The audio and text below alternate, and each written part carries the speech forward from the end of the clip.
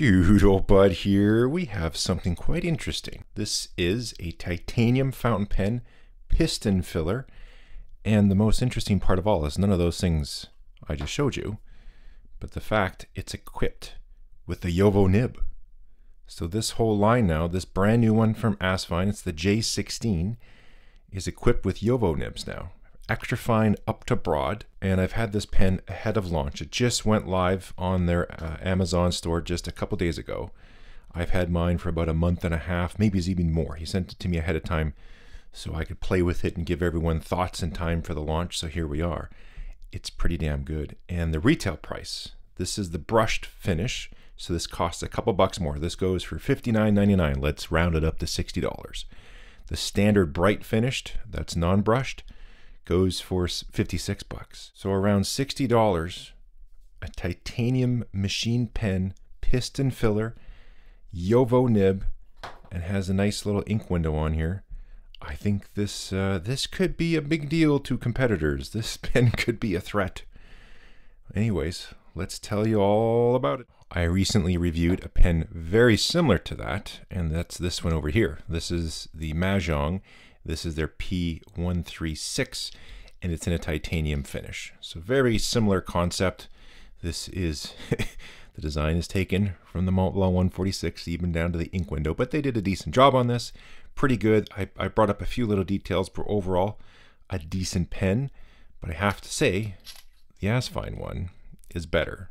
One little thing on the ink window here, it was blue, and I don't know why they didn't go with just clear. It's not a huge deal. And the trim, I thought, well, and that was personal taste. Maybe, you know, gold wasn't the best trim for this one. Either way, some people love that gold trim with it. This one is an improvement. I like the brush finish. It helps with grippiness.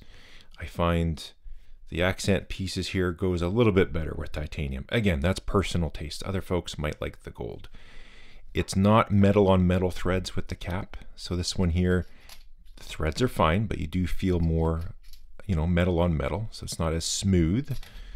The Asvine pen here, they have a cap liner in it, so it's quite smooth. So you got a cap liner in there, and when it goes onto the threads, of which they are a smoother profile, a little bit of a broader thread, it doesn't interfere with your grip whatsoever. Goes on there, and it's just a nicer capping experience.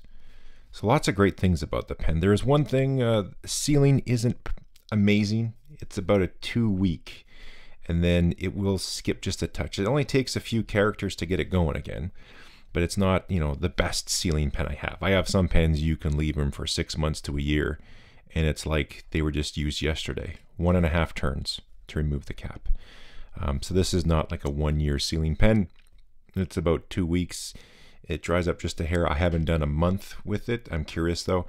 But that's about the only drawback. The piston, we're gonna show you all the details, do the ink volume and all that. Piston is nice and smooth. It's a smoother action than on the Mahjong pen, and I think the ink window is a little bit nicer too. It's very comfortable in the hand. The nib writes great. It has a JoWo medium on here. Writes wonderfully. The writing experience is quite good. It posts, which is nice. Nice and secure. So it's a good pen. And you know, we're talking $60 or under 60 bucks. Yup, there's a lot of pens where you pay a lot more to get essentially the same things. Let's do some writing, size comparisons, weights, measures, all that stuff. For the first size comparison, we have another Asvine, the V200, Asvine V126, now the J16, and the Mahjong P136. And now same pens with the caps removed. It might be tough to see on your angle. I'll do physical measurements in a second. But the J16 here, overall, tip to tail is almost identical to the V200, just a little more than the V126. And now for the standard size comparisons, here I have a Lamy LX. Normally it's a Safari, but I thought I'd get fancy with the LX. They're the same size. And then a TWSBI Eco. And caps off, again, very close to both those pens, just a touch longer than the Safari and the Eco. Now for some physical dimensions. Overall, the pen measures, let's call that 150, cap off 132.5, and posted it's 171. And because I know somebody will ask, this pen crab holder is from Coppertist Woo. I'll have a link in the description. Diameter of the body, not including the cap band, just over 15. The diameter of the body of the pen, the sort of thickest part, let's call that 13.2. The section runs, what, 11.3? A little bit of a taper, nothing too crazy. I'll just go before the flare out. 10.8, let's say. 10, yeah, right around there. So a nice little taper to it. It's a comfortable dimension. The section length is actually a little bit short. So if you're going just below the threads to the very end, let's call that 17-ish before that little flare. It's about 15. However, you're going to use more of the section and it'd still be comfortable. Some pens, depending on how the threads are or the step up, you might need to be below that point or else it's uncomfortable. But with this one and this thread profile, it's all smooth. It's all good. The ink window's nice. This transition's good. You have a little bit of a ring here, but nothing sharp or really uncomfortable. So even though the section's a bit shorter, you can use the whole body of the pen, and it's nicely balanced. Titanium is one of my favorite metals when it comes to metal pens. They're nice. It's a tough metal, not as strong as steel and stuff like that, but it's nice and strong, which means you don't have to have a crazy wall thickness. And you have just a nice bit of weight to it as well. So, and anodizing can be fun. I just like titanium in general. But the pen's quite nice as far as the size. I'll give you weight in a moment. Posting it is a little bit heavy. It hangs back there quite far. It doesn't come down crazy deep. I can't remember if the piston knob turns or not. I don't think it'll turn the piston knob. No, it's not going to turn the piston knob. So just a little. Then it pops off. Oh, let's just see here. I haven't done that. Some people worry about that. Maybe it does turn the piston knob. If you jam it, yeah. It turns the piston knob. Yep. It's not a good video unless my hands are fully covered by the end of it. But there you go. Thought I might as well answer the question. I should have answered that ahead of time. Anyway, I haven't had that problem because I don't really twist the cap when I post it. And what I was trying to say, even though titanium's nice, it's lightweight, thin wall, strong, all that stuff, it does backweight the pen a bit. If you hold it way back, you'll be fine, but up close, you probably won't like the weight of it being posted. But it is plenty long enough, and personally, I haven't been posting the pen at all whatsoever. So, but there you go. Let's get you the weight of the pen. It's a little lighter than it was a second ago. So 44.5. What's that in the cap? 19. I got 19 there, so 25.5, 25.4 in the body. Let's do a ink capacity measurement. So I'm just going to clean the pen out, then we'll check it dry, and then check it with the water to find out what the ink capacity is. On my thumbnails, a lot of the times I'm holding a pen or something, my hand's there or whatever. I guarantee you the thumbnail for this pen will not be my hand. Spilling ink all over my hand distracted me. I should have done the writing sample first since it was inked, then do the ink volume afterwards, after I clean the pen. But now I'm going to have to refill it with ink. So anyways, we'll do the ink volume then. I figure since it's clean and it's empty, I might as well take it apart a little bit for you. The nib unit unscrews just like a regular Jowo nib unit would. There is a little O-ring here. I don't know if it goes on this edge or that edge. Sometimes stuff moves. I took it out earlier. Anyways, there is an O-ring. I'll put that back in place before I do. That's not where it goes. It goes on this side. But there's a O-ring there to help seal it. You got your piston knob, moves up and down, quite nice.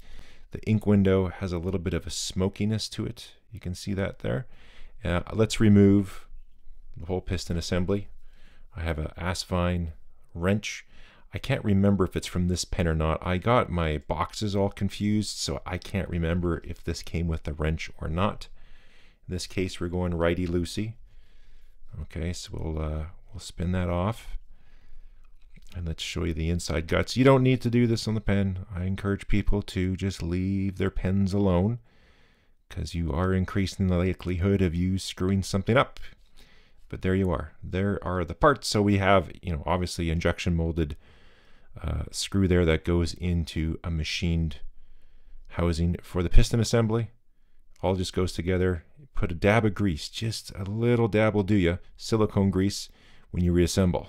One way to ensure you're not overdoing it, you can just take the grease, rub into your fingers like so, and then grease the parts like that. Then you're just getting that little thin layer, and that's all you need. Piston goes back in. Reassemble. Oh, sorry, that's right. What am I doing? Just used to threading the proper way. Reverse thread. There you go. Snug it. You can just give a little turn with the wrench or just tight with the body. That's good enough. Piston up and down. Super nice and smooth. Get that grease off your fingers so you don't get it onto the nib unit. But I'm going to put that gasket back down there. Put a touch on there as well. And screw it back in. Looking at the bore here and how this sits, fairly certain O-ring just goes in that step right there. And in case you didn't know, after you remove a nib assembly, you got to double check things. See how the feed and the nib aren't quite on? Just give it a little alignment there. Line things up. Check on the top side. See if that little tiny slot there on the feed lines up with the slit up here. And then I'll always check with the loop to make sure the tines didn't move. They could have been affected a little bit when you unscrew the nib unit. Now we will measure the ink volume and then we will ink it and do the writing sample. So let me hit that. The ink I'm using is Diamine Majestic Blue. How much does this hold? About standard 1.5 milliliters of ink. Just using some simple paper that I picked up from Umomo, this Japanese notebook. What's that? Nakabayashi. Don't know what that means. Probably the brand of the paper. These are cheap. I think I get them for $2.50 or something. It's not amazing paper, but it's decent, and we'll just use it today.